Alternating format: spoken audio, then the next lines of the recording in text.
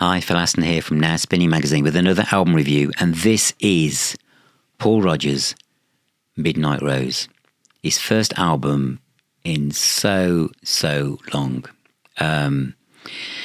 Those of you who are subscribers to Now Spinning Magazine know that my love of Free and Bad Company and Paul Rodgers as being one of my favourite vocalists ever knows no bounds.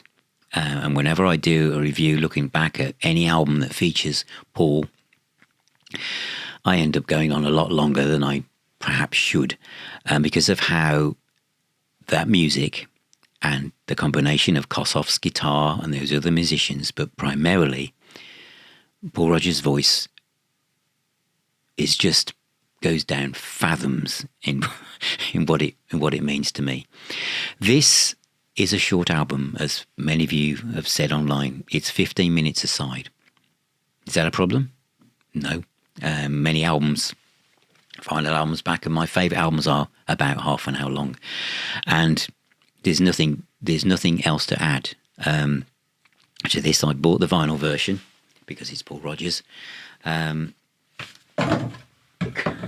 It comes with a great gatefold sleeve with lots of stuff to read, lots of stuff about mementos and influences of what things mean to Paul, and I think all of these things are important to Paul and how this album fits in, because Paul has been quite poorly as well with his health, and so making this album, there's lots of reflection and things going on in how he's feeling about it.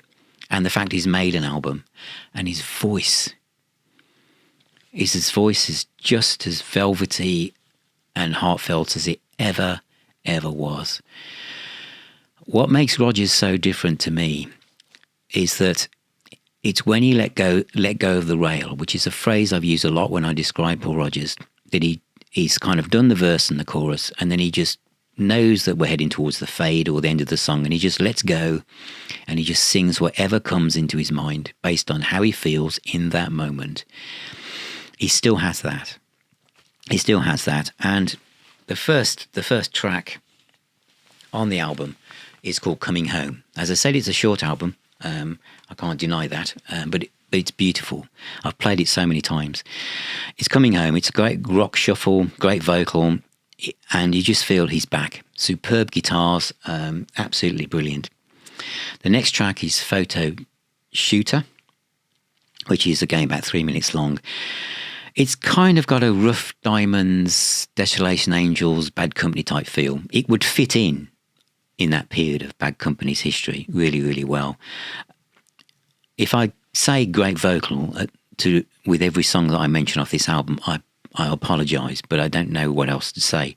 It's got soul, it's got heart, it's just beautiful. It really is.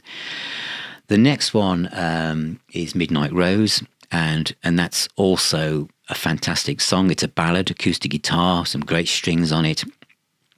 And also, I have to mention Keith Scott on guitar as well. Great player. Absolutely superb. And then Living It Up, which is the only song I think that's not completely written by Paul Rodgers. This is very kind of Run with the Pack period, rock steady kind of feel from the first Bad Company album.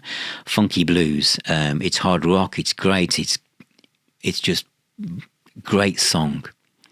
There is a leaning towards Bad Company on this album, which of course I absolutely love. I just love the riff as well for Living It Up. It's great. Side 2 is Dancing in the Sun, which is a very upbeat ballad. Great backing vocals from Leslie. Some children laughing as well. It's just a joyous experience. Life affirming track. It really is. Take Love is another acoustic-driven song, great rock shuffle. It feels like something that could be off one of Paul's solo albums, any that you've had through the kind of 90s and noughties, really. Some great soloing and superb backing vocals as well. And then Highway Robber is 4 minutes 34 seconds. This is Paul Rodgers at home with his subject matter. How many times has Paul Rodgers been out there in the Western Plains singing about being on the highways and, putting on his Stetson and stuff? And I mean that in a good way. His imagery, his storytelling from a life he hasn't lived himself is just superb. It really, really is. It's classic Bad Company in a way, Desolation Angels kind of feel as well. It really, really is.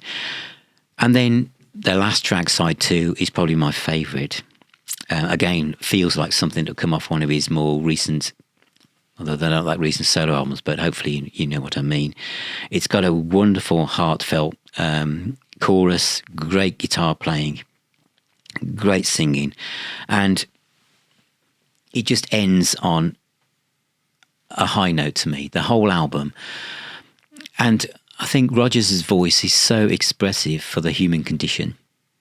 And I think a lot of people, when they hear this, are just going to fall in love with it. It's interesting that he did quite an extensive interview,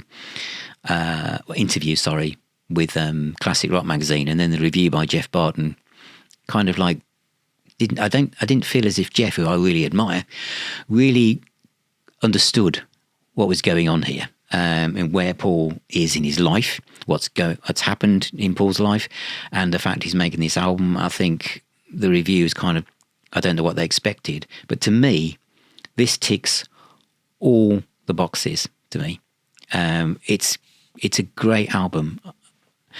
And I could have easily. I wasn't just going to think I'm going to go say something great about Paul Rodgers' solo album, regardless of whatever it's really like. It's really, really good, and it's one of those albums that will grow on you. And the more you play it, the more you'll get closer to it, and the more you'll connect to it. And I think, what did I put on my end of my notes here?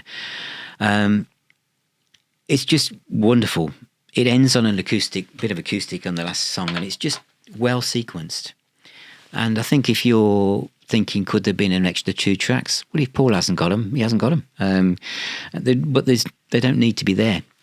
15 minutes aside on a vinyl album, everybody.